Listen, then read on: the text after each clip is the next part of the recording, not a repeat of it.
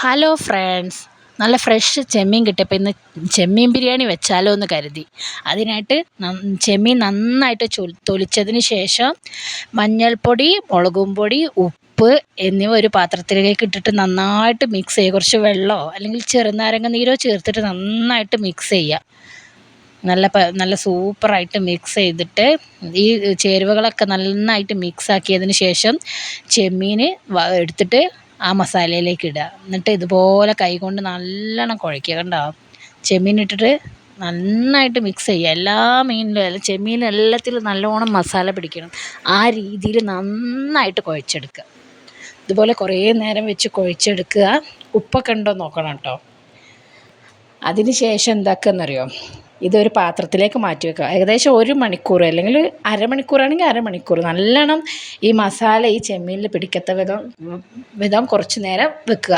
എന്നിട്ട് നന്നായിട്ട് പൊരിച്ചെടുക്കുക. ഇതുപോലെ നന്നായിട്ട് പൊരിച്ചെടുക്കുക.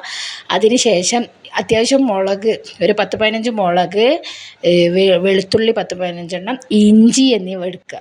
പിന്നെ വെല്ലുള്ളി അരിഞ്ഞത്, തക്കാളി അരിഞ്ഞത്, മല്ലിച്ചപ്പ് എന്നിവ എടുത്തിട്ട് ഒരു പാത്രത്തിലേക്ക് അല്പം ഓയിൽ ഒഴിച്ചിട്ട് വെല്ലുള്ളി വാട്ടി നന്നായിട്ട് വാട്ടുക. അതിന് ശേഷം തക്കാളി ഇട്ട് കൊടുക്കുക. തക്കാളി ഇട്ട് വാറ്റിയതിന് ശേഷം എന്താ ചെയ്യേണ്ടത് അറിയോ, ഇഞ്ചി വെളുത്തുള്ളി പേസ്റ്റ് ഉണ്ടല്ലോ, ഇഞ്ചിയും വെളുത്തുള്ളിയും പച്ചമുളകും ഒക്കെ പാടെ നമ്മൾ മിക്സിയിൽ നന്നായിട്ട് അരച്ചെടുക്കുക. എന്നിട്ട് ആ പേസ്റ്റ് എന്താക്കാം, ഉള്ളി വാട്ടിയിലേക്ക് ഇട്ട് കൊടുക്കുക. അതിന് ശേഷം തൈര്, നല്ല കട്ട തൈര് എടുക്കണം കേട്ടോ.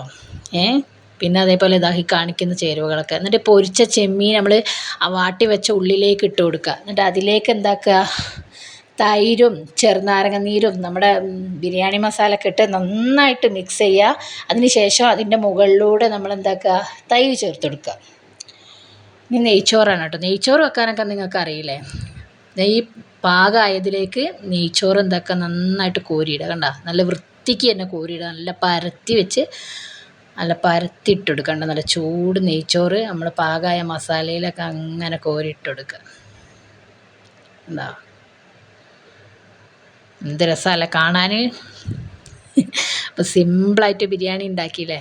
അപ്പോൾ എല്ലാവരും ഒന്ന് ട്രൈ ചെയ്ത് നോക്കണം. നമ്മുടെ ചാനൽ ഇഷ്ടപ്പെട്ടാൽ ലൈക്ക് ചെയ്യണം, ഷെയർ ചെയ്യണം, സബ്സ്ക്രൈബ് ചെയ്യണം.